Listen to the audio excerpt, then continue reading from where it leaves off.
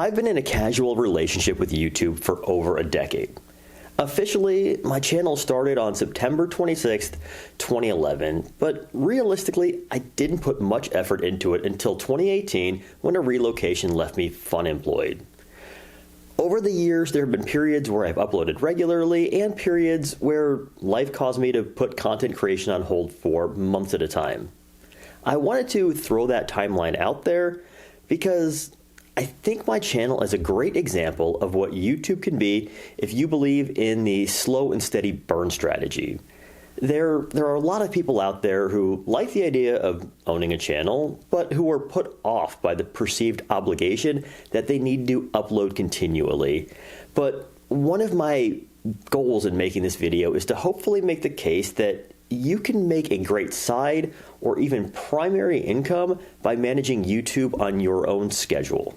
In this video, I want to emphasize a couple lessons I've learned over the years. First is that the big number, the view count, really doesn't give much insight into how much money a video makes.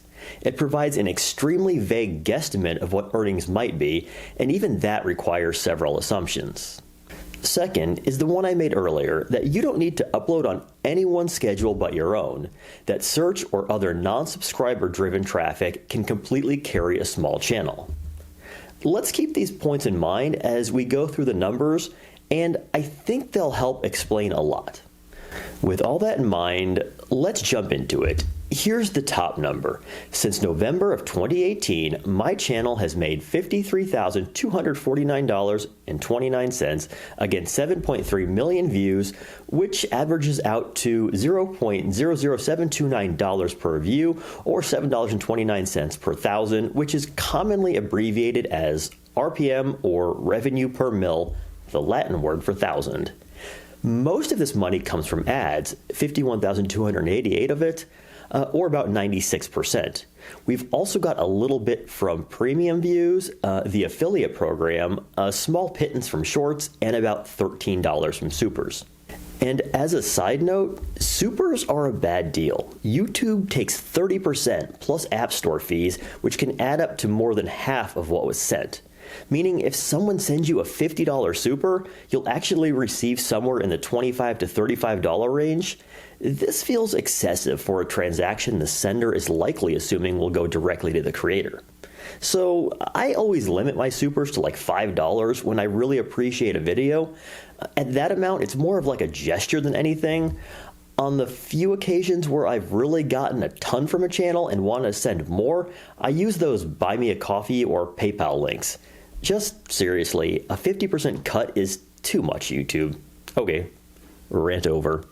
Now, more recently, over the last year, we are looking at $9,545.78 against 1.5 million views for an RPM of $6.36, which is technically down a little bit from the lifetime average, but it's realistically not due to one video, a short that has 337,000 views over the same period. And if this is your first dip into the pool of monetization, this might come as a surprise, but shorts make like no money.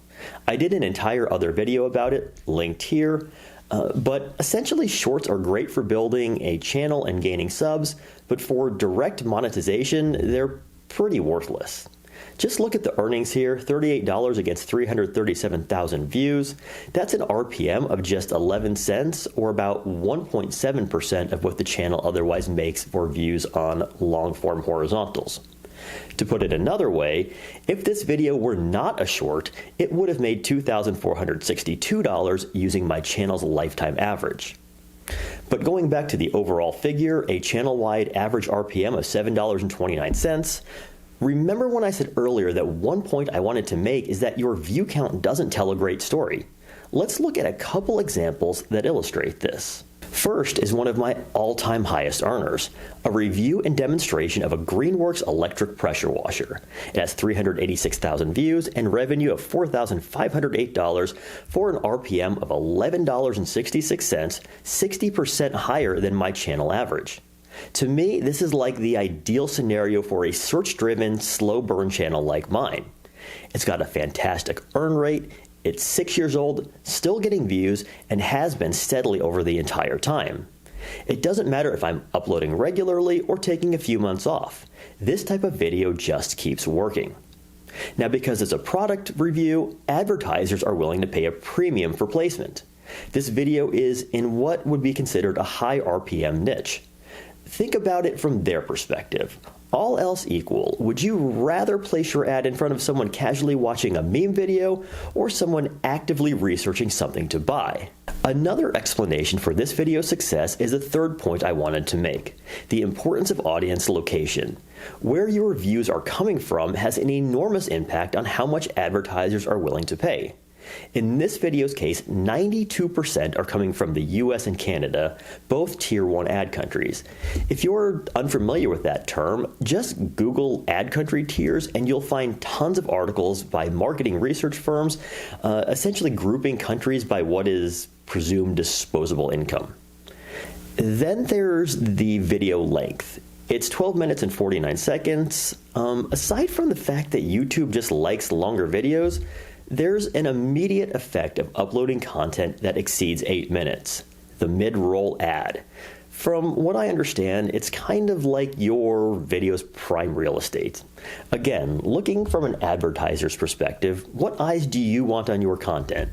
Ones that are only half paying attention because the video hasn't started, ones that have already checked out because that video has ended, or ones that are firmly engaged with the content?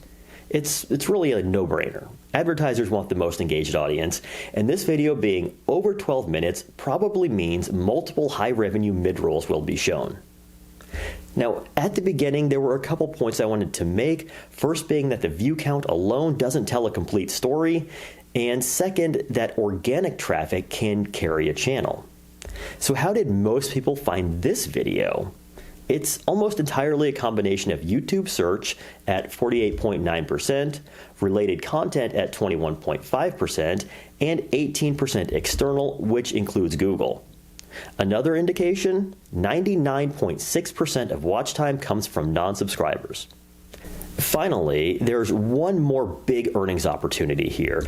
I can link to this product plus relevant accessories via Amazon Associates, and people will actually click on that link because they're actively researching purchase advice. This would be as opposed to, say, a gaming video where the target viewer isn't actively researching something to spend money on and is thus unlikely to click on a referral link. Hopefully that kind of makes some sense. Now let's look in the other direction, at a video that many people looking only at public watch stats might incorrectly assume performed well. This one is about a little mountain to road bike conversion I did. It only has $243 in revenue against 117,000 views. That's an RPM of just $2.07. So what's going on here? It's 19 minutes long, so it shows mid-rolls, and it's in the high RPM DIY niche. But if we look at where the views are coming from, it's primarily a global audience, with the most from the Philippines.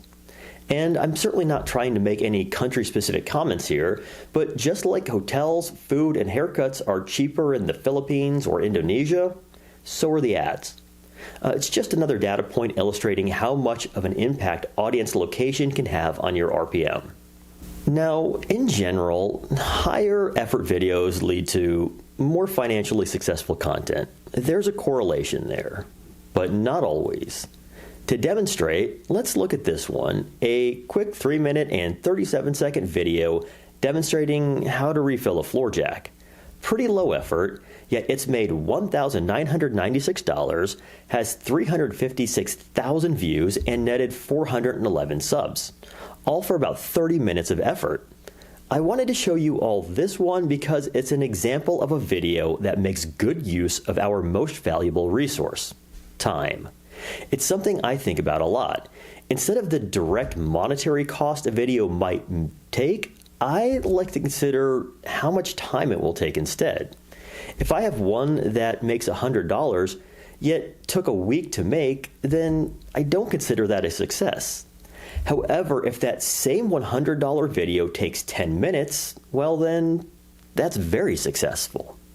Now, before wrapping this up, I wanted to talk about a relatively new earnings opportunity YouTube has rolled out over the last year that's particularly valuable to those in the product review or DIY niche. It's called the Shopping Affiliate Program, and it allows creators the ability to earn affiliate revenue from stores with which YouTube maintains the affiliate relationship. Essentially, when you tag a product, a little shop button will appear on your video that will take the viewer to the product page of whatever you're featuring. If they subsequently make a purchase, you'll earn a commission. In the past, most people looking to earn affiliate revenue look towards the big one, Amazon Associates.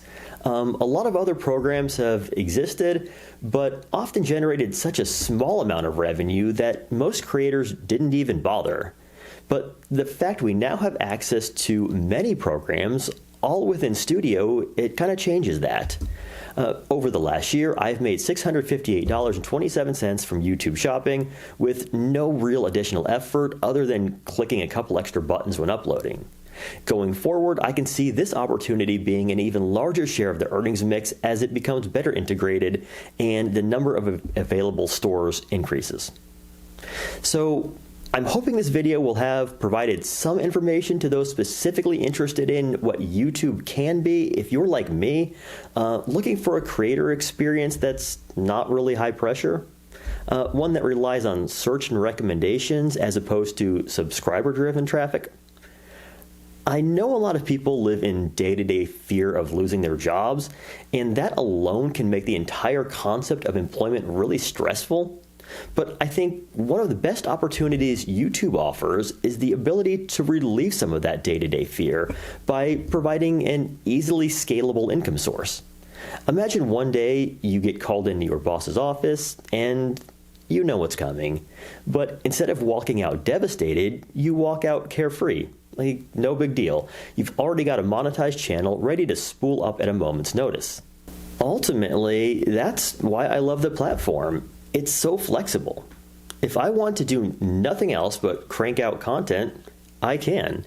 If I want to do nothing over the next 3 months and just rely on previous uploads, that's cool too.